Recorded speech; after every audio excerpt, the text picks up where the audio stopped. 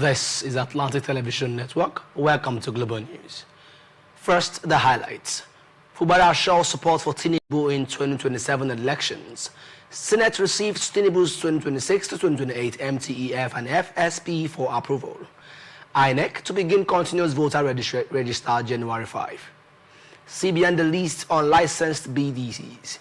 Trump launches $1 million gold card immigration visas. Osimhen wins Sportsman of the Year award in Turkey, and Judy Austin raises alarm over alleged spiritual attack.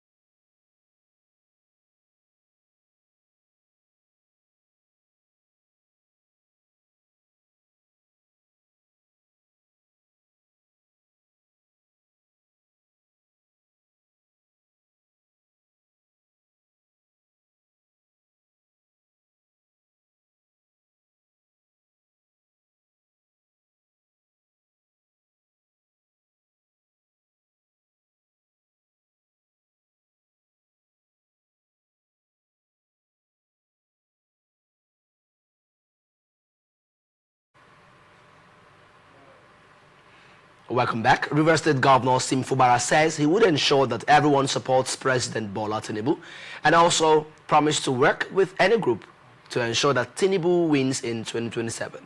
He spoke during the commissioning of the Egbeda or Merelu Link Road on Thursday, and this comes after Governor Fubara and some legislators in the state dumped the People's Democratic Party to the All Progressives Congress APC. Fubara had claimed that he moved to the APC because the PDP dumped him during his political crisis. Speaker of the Rivers State House of Assembly, Martins Amewule, has refuted the statements credited to the Rivers State Governor, Sim Fubara, that he has done everything possible to meet with the State Assembly for budget presentation and restoration of peace following the long political crisis in the state. Speaker Martins accused Governor Sim Fubara of trying to set the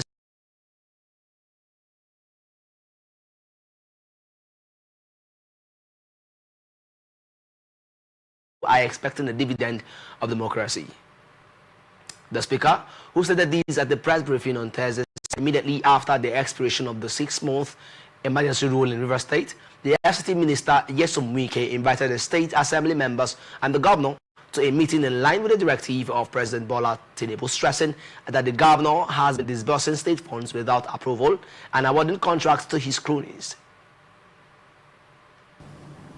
What the governor is trying to do is to set the stage for another crisis in River State. Governor's remarks obviously are intended to disparage the person of the FCT minister, a man who did so much for him to become the governor of River State.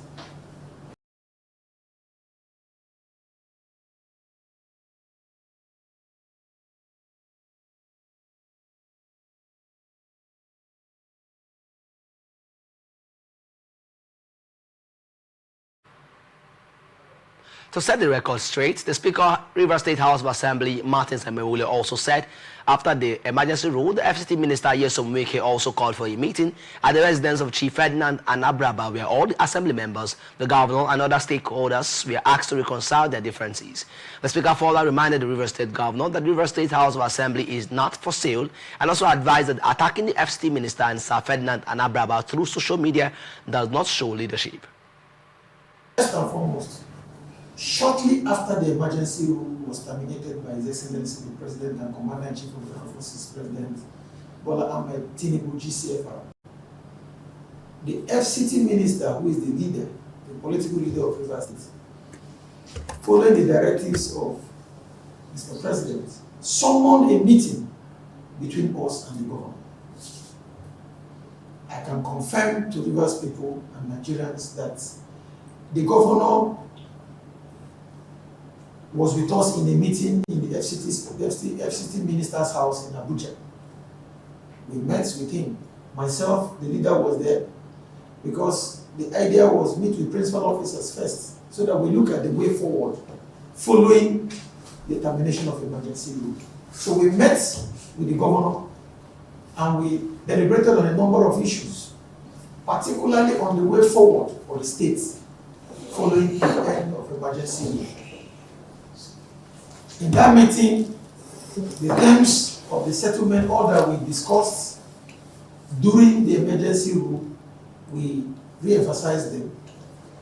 And then we told the governor that we had earlier sat, because you recall that we sat a day after the emergency rule was terminated, and we passed the resolution calling on the governor to do the needful in line with the judgment. The press briefing was attended by the Deputy Speaker, Rivers State House of Assembly, the Majority Leader, the Deputy Minority Leader, and Deputy Minority Whip, amongst others. Bayelsa State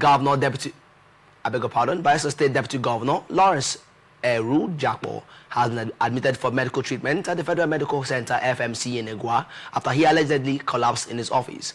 Security operatives have cordoned off the hospital and top government officials have visited to express concern, but attempts to reach the Deputy Governor's media aide, Mr. Dobara Atasi, for comments were unsuccessful. However, a member of the hospital's management said the Deputy Governor is receiving the best possible care and is stable, and as at the time of filing this report, no official statement has been released by the Bayelsa State government regarding the development. Edo State Governor Monday Kwebelo has urged the new commander of the 4th Brigade, Nigerian Army Brigadier General Ahmed Balogun, to help free Edo from insecurity. The governor made the call in Benin on Thursday while receiving Balogun, urging the commander to help secure a new Edo. Governor Kwebelo, in a statement released by his chief press secretary, Patrick Egbo Jele, assured the Nigerian Army of the state government's cooperation and support in the fight against insecurity and other crimes, and also reaffirmed his administration's strong commitment to safeguarding the lives and property of citizens. He also encouraged the new commander to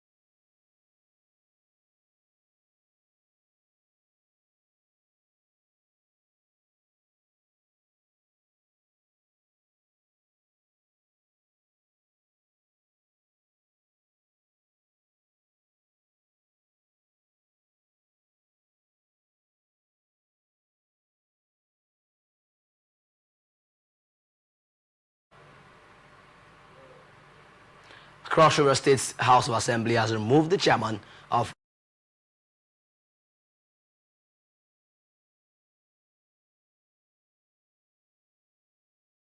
on judiciary and public petitions.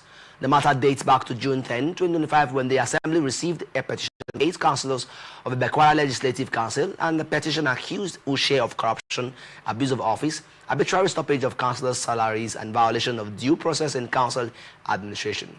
Acting on the petition, the Assembly initially suspended Ushe for 90 days and directed the Vice Chairman, Egbong Odama, to serve in an acting capacity while the committee conducted a full investigation, while Ushe's removal was approved during Wednesday's plenary in Calabar, after 19 of 25 lawmakers voted in favor of the committee's recommendation. Presenting the findings, the committee chairman said the allegations contained in the petition dated May 19, 2025 were substantiated through engagements with stakeholders in Abu Chiche, including the petitioners, the suspended chairman, and community members. And following the adoption of the report, the Assembly resolved that Ushe be removed from office for gross misconduct. Lawmakers further directed the cross within 30 days to fill the vacant position. Anambra State Governor Chukwuma Soludo has written to the State House of Assembly seeking approval for a environment in the 2025 budget. The request was conveyed in a letter read during Thursday's plenary by the Speaker, Somtuchuku Udeze, indicating the governor requests for adjustments to capital and recurrent expenditures as well as capital receipts in the already approved 2025 fiscal plan.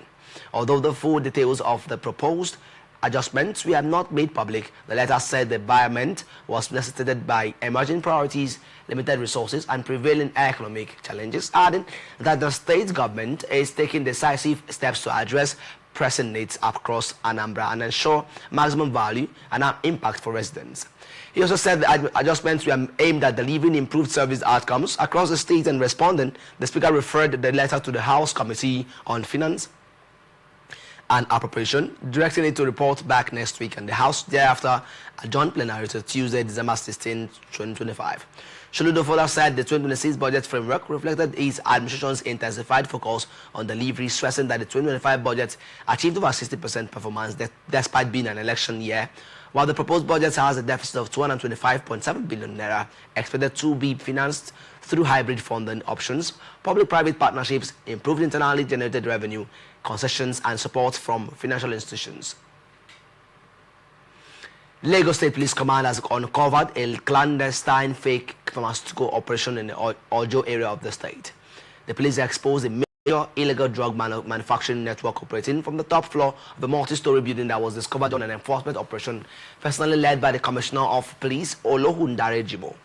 During the raid, officers recovered large quantities of counterfeit pharmaceutical products, including fake malaria medications, syringes, and other unregistered medical supplies. Addressing journalists at the scene, CP Jimo said investigators had launched an intensive manhunt for the suspected sponsor of the illegal enterprise, identified simply as one developer, and also ordered the sealing of the facility, warning Lagos residents of the grave dangers posed.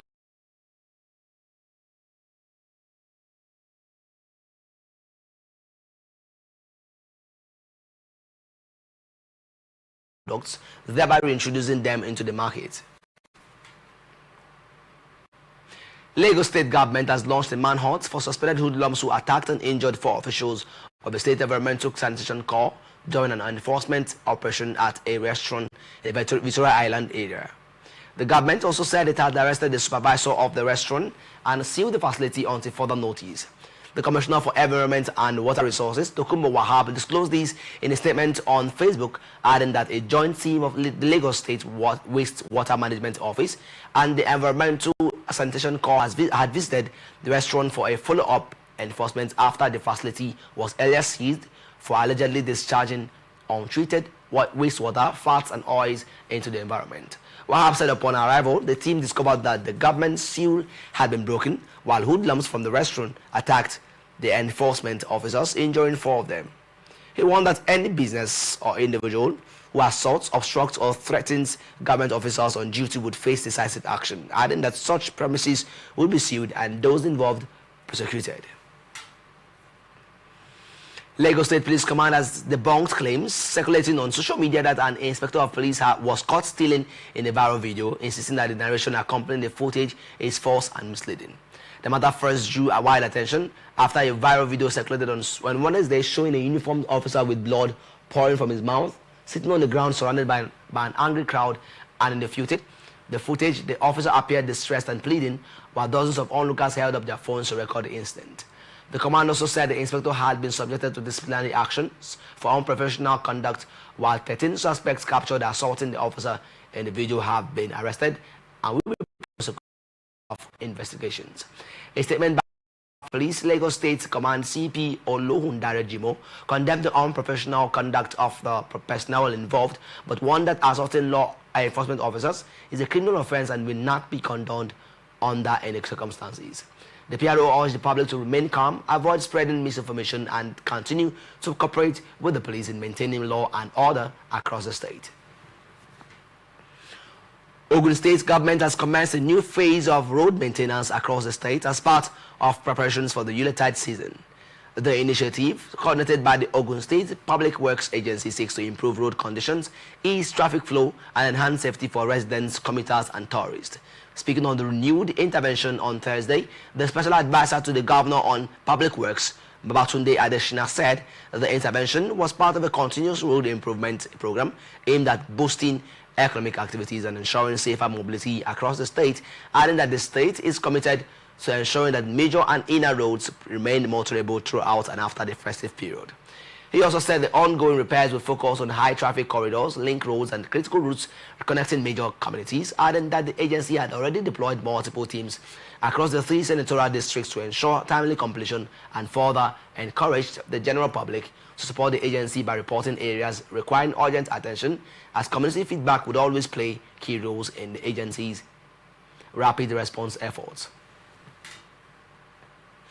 Kwara State House of Assembly has urged the state government to ban the sale, distribution, and use of fireworks and knockouts during festive periods, citing rising security concerns across the state. The motion titled "The Need to Address the Use of Knockouts and Fireworks During the Festive Season as a Security Countermeasure" was moved by Oguni David during plenary, and while presenting the motion, Oguni said the initiative was prompted by the difficulty security agencies face in distinguishing loud celebratory explosions from gunshots.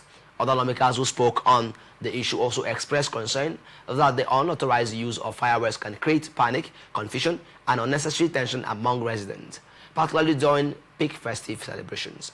The Speaker of the Kwara Assembly, Yakubu Danladi Shalihu, while reading the resolution of the House, urged Governor Abdulrahman Abdulrazak to direct the Ministry of Communications to embark on extensive public sensitization on the dangers and legal implications of fireworks use.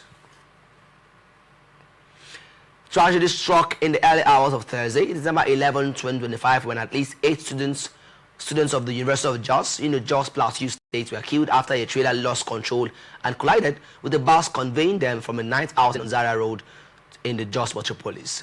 According to eyewitnesses, in addition to the 8 students who died on the spot, the bus driver also lost his life, while 2 other students who survived the accident were rushed to a nearby hospital. The students were reportedly returning from a night outing around 2 a.m. in 2 hired buses when in the Zaria Road Stadium area, a trailer traveling at high speed apparently suffered brake failure and rammed into one of the buses, and the impact caused the bus driver to lose control, sending the vehicle crashing into an electric pole just before the Farin Gada Bridge. The Plateau State Police spokesman, DSP Alabo Alfred, has not made any official statement. The police sources said manhunt had been launched for the trailer driver who fled the scene following the accident. Nasarawa State Police Command has declared the resumption of duty of Omar Ahmed Gusho as the 30th Commissioner of Police in the state. Ahmed Gusho takes over from Shetima Mohammed, who has been redeployed to the Police Staff College Jos as Deputy Commandant on the orders of the Inspector General of Police. A statement on Thursday, the command's public relations officer Raman Nansel said the new CP brings extensive operational experience, administrative capacity, and a record of professional service to his new assignment. Nansel said Ahmed Gusho has appealed for sustained cooperation from residents to support ongoing efforts to combat crime and improve security in the state. An indigenous of Sokoto South local government area of Sokoto State, Ahmed Chuso holds a bachelor's degree in agricultural economics from Ahmadu Bello University, Zaria, and joined the Nigeria Police Force on June 10, 1994 as a cadet ASP and trained at the Police Academy, Wudil, Kano State. According to the statement, he has served in several strategic positions, including Deputy Commandant of the Police Staff College, Jos, Deputy Commissioner of Police Operations, Kano, Deputy Commissioner of Police CID, Kano, and Assistant Commissioner of Police Operations, Delta State, and have also been DPO in multiple formations and was the pioneer area commander of Agongo in Kebbi State. Commander of 6th Brigade, Nigerian Army Brigadier General Kingsley Chidebere Uwa has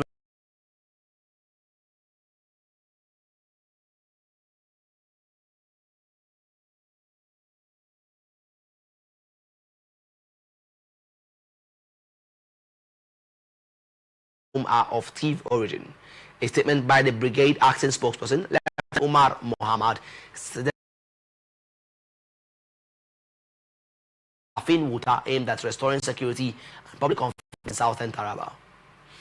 Brigadier General Uwa urged personnel to remain professional, vigilant, and respectful of human rights, stressing that the importance of strong civil-military relations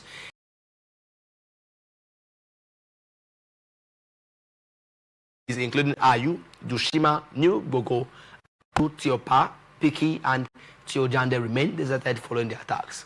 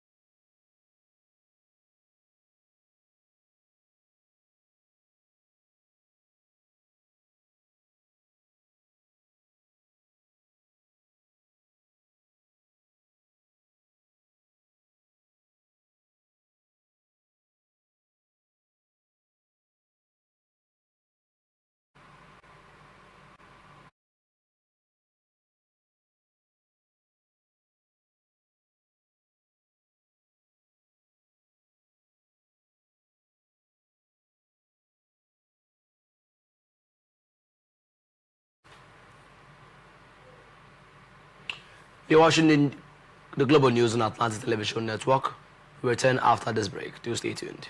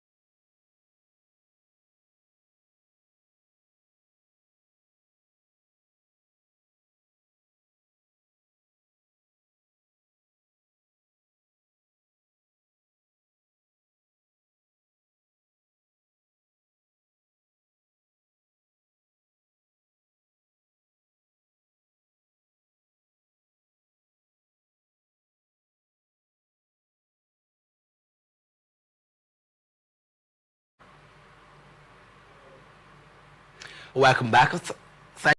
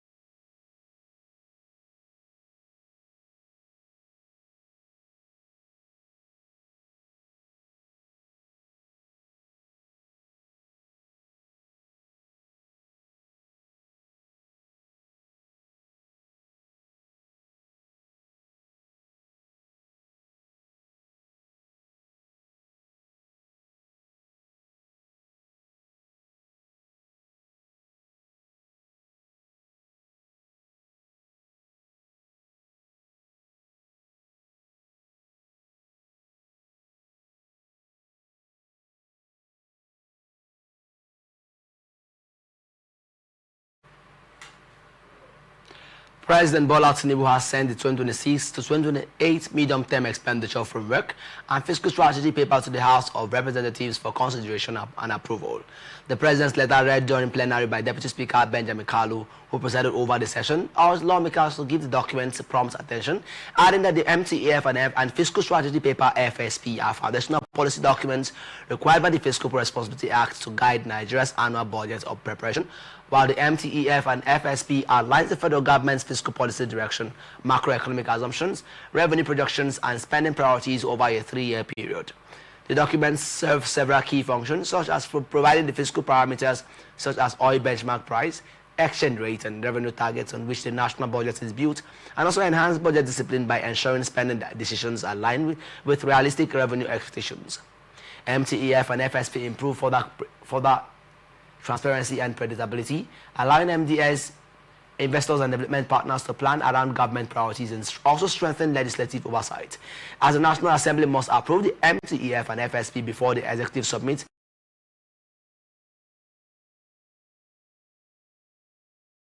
the long-term expenditure framework and fiscal strategy paper from President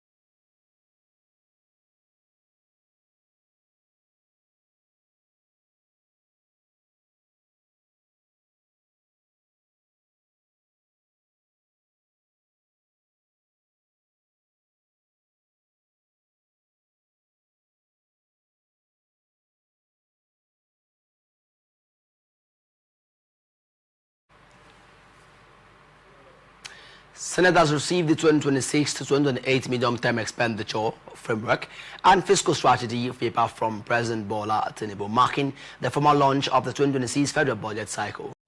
Tinubu said the submission complies with statutory requirements and set out the fiscal parameters that will guide the preparation of the 2026 appropriation bill, adding that the MTEF and FSB outlines the macroeconomic assumptions, revenue projections, and spending priorities that will shape Nigeria's fiscal direction over the next 3 years.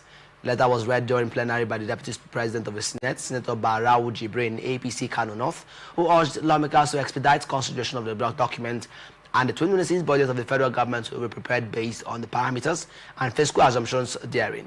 The President stated. The Senate adjourned shortly after to allow committees to commence scrutiny of the fiscal framework and continue the ongoing screening of ambassadorial nominees, and the Senate came less than 24 hours after he transmitted the same MTEF and FSP documents to the leadership of the House of Representatives. Senate Committee on Foreign Affairs has screened two former ministers, Femi Fani Kayode and Abdurrahman Dambazwao, as for ambassadorial appointment. Both nominees who previously served as Minister of Aviation and nominees before us, career ambassadors and ambassadors before, and also the last among the nominees, Reno Mahmood, wife of the late governor of Oyo State, Abiola Ajimobi, Florence Ajimobi, Reno Omokri, among others. And after brief introductions, former ministers, ambassadors, and lawmakers were asked to take a bow and leave in line with the Senate tradition and citing their earlier clearance by the Senate and their extensive public service experience. Senate leader Bayami Bamidele defended the continued use of the take a bow and go procedure for certain nominees, saying it is reserved for individuals with established and verifiable records of public service. The screening session, conducted in batches of 5 nominees each, experienced a mild drama during Omokri's turn. Somebody that I personally know for the past 25 years can vouch for his character. Therefore, Mr. Chairman, I again want to move that these nominees take a bow and go. I so move. The power of example that he is a pragmatist. He is not detained by old feelings. You may have doubt, suspicion about anyone until you have the opportunity to so perform. Indeed, you don't know anyone until you give him the driver's, you hand over to him the steering of a vehicle. This young man has shown that where he sees a compelling evidence in the interest of the Nigerian nation, he will not be ashamed to say that I was wrong in my assumption. From what I have seen, this man is working and he deserves the support of all those who want progressive governance. The second side of the argument is that we have a president. We have a president who has shown that by the power of example, the minimum requirement of leadership, and here I will proudly say I was a governor, which is a head of a subnational government. And so when I talk, those who are not be governors should listen. Governors come to Senate. You have to have Governors, you struggle to Your Excellency, what is it? You have to have that large hand. become a senator. You have to have, for me, President Bola Ahmed Tinubu has shown a rare quality, that the fact that you criticize me during the election, the fact that you abuse me at what time was Senator Adams, you made your point very clear. There is a motion. Please, Senator Adams, you made your point clear. There is a motion in place. Any seconder? Okay. Come on, let me conclude. The president has showed large heart and deserves to be commended because he's now a president of all Nigerians. We commend Mr. President. We commend Mr. President. Joel, second. Joel.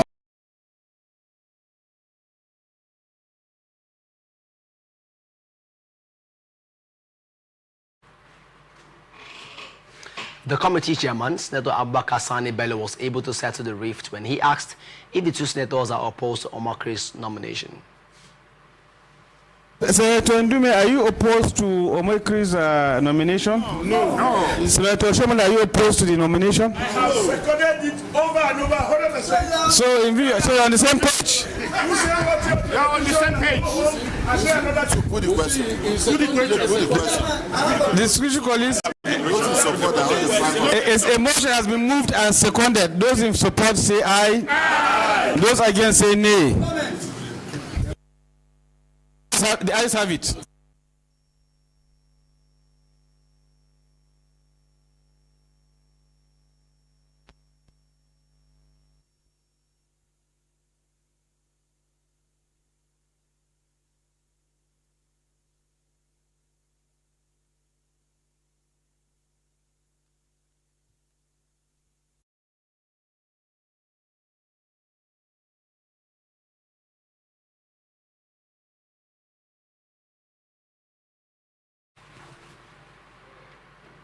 Their confirmation now awaits ratification by the Senate in plenary. Heated session erupted on the floor of the House of Representatives after lawmakers clashed over which committee should question the Central Bank of Nigeria Governor Olayemi Kadoso regarding the alleged non-remittance of more than 16 trillion naira in government revenues.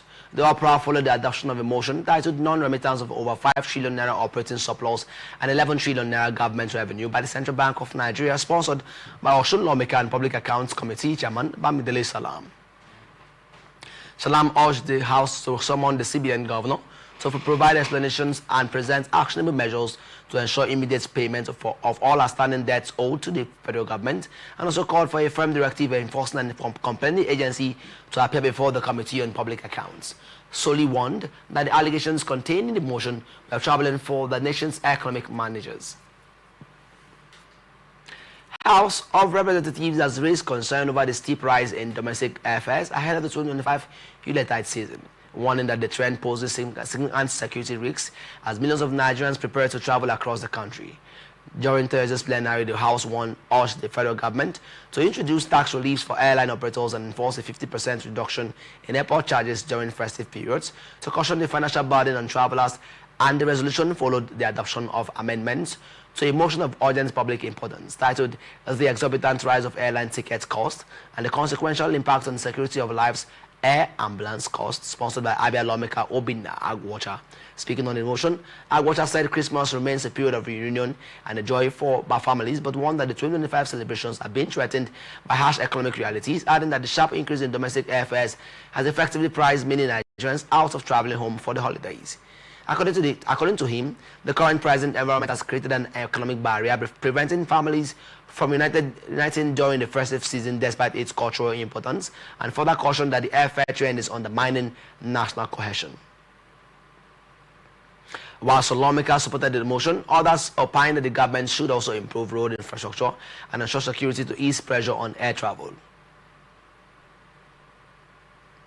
The House further called for the establishment of a transparent mechanism to assess the minimum operational costs for airlines during the Yuletide season. Following the adoption of the motion, the House directed the Central Bank of Nigeria to prioritize the allocation of foreign exchange at concessionary rates to airline operators, and also mandated its Committee on Aviation to interface with the operators and executive arm of government and to report back within 7 days for further legislative action.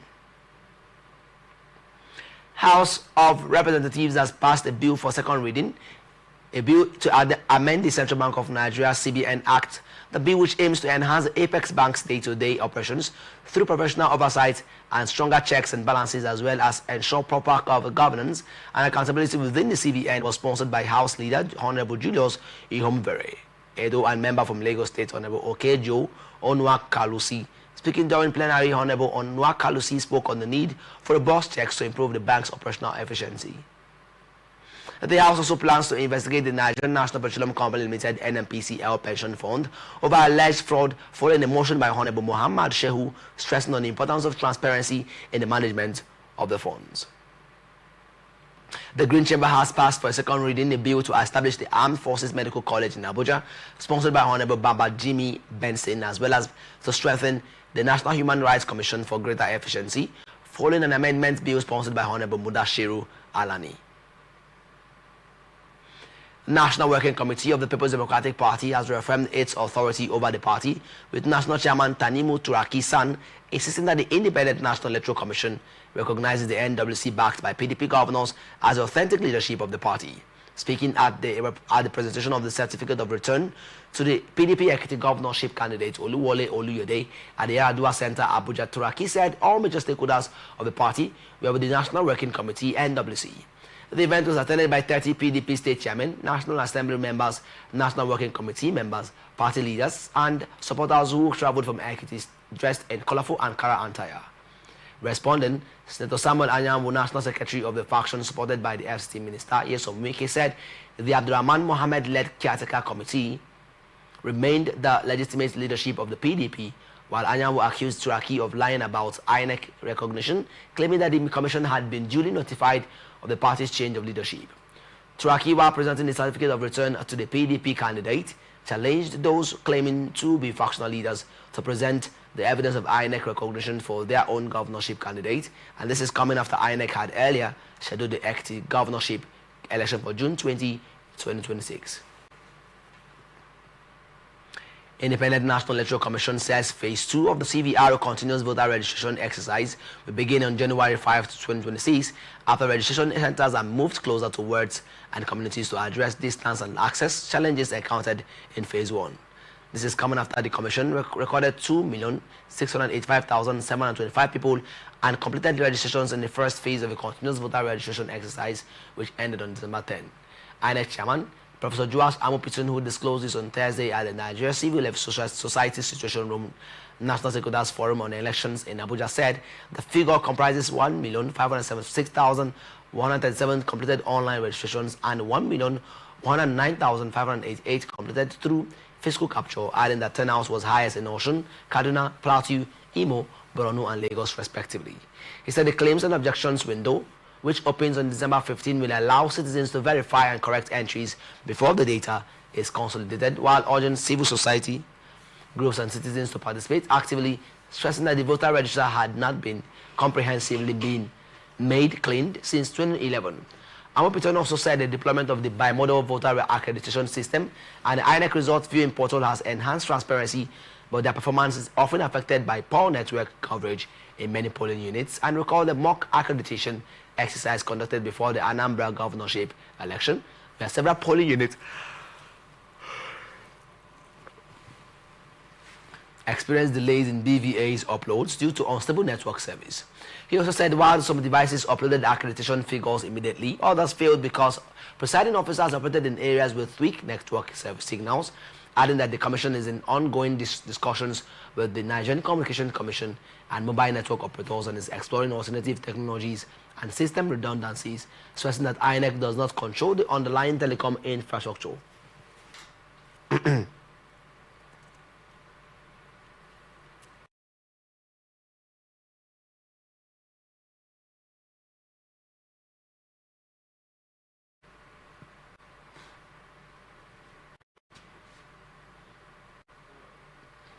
Bureau de change operators who failed to meet its new licensing requirement by 30 November 2025 have automatically lost their licenses and should henceforth cease to operate as BDCs in the country. CBN confirmed that only 82 Bureau de change have been licensed to operate, having met its new guidelines, adding that the development follows an extended compliance window granted by the Apex Bank under the revised BDC guidelines. Existing operators were initially given 6 months from 3 June to 3 December 2024 to satisfy the new regulatory conditions, and the CBN later granted an additional 6-month extension, which elapsed on 3 June 2025, to allow more operators to align with the updated standards. According to this document, the CBN has now enforced the final cutoff, declaring that any BDC that did not meet the requirements by the end of November is no longer recognized, while the management of the CBN graciously extended its deadline by another 6 months, which ended 3 June 2025, to give ample time for as many legacy BDCs desirous of meeting the new requirements to do so. The CBN said it would continue to receive applications on its licensing approval and request portal from prospective promoters, and those that meet the criteria will be considered for a license, stressing that the CBN reserves the right to discontinue the licensing of BDCs at any time. The new measures form part of broader effort by the CBN to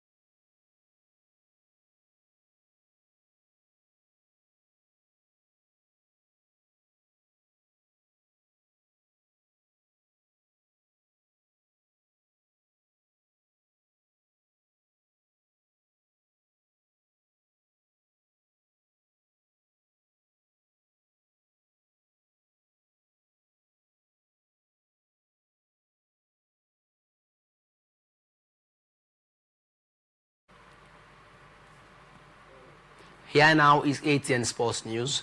Super Eagles and Galatasaray forward Victor Osimhen has been named Sportsman of the Year at the 2025 GQ Turkey Men of the Year Awards.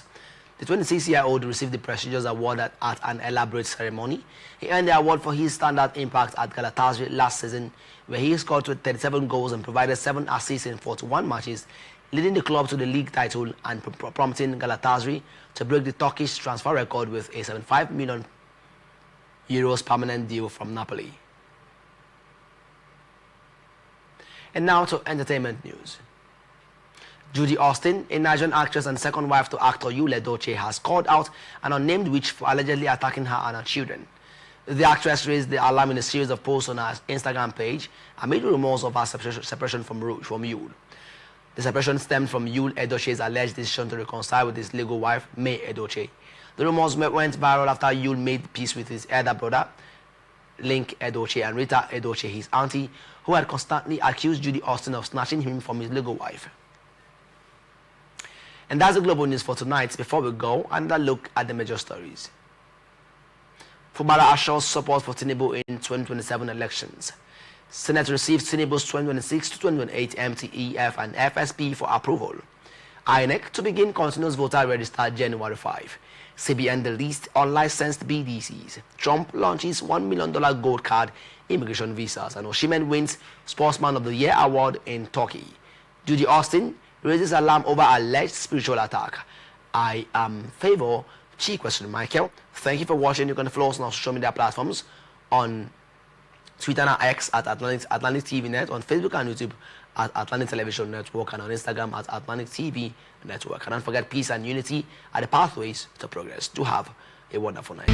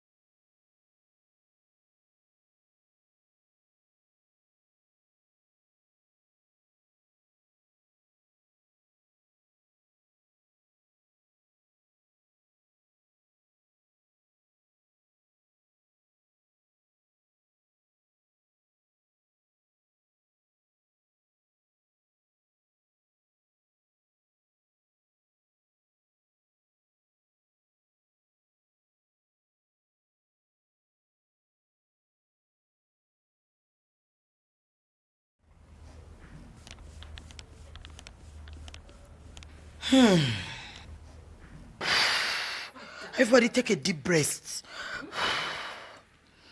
Have a solution to that. What's the problem? Everything about him is my problem. Everything about him. If any I don't say no nile.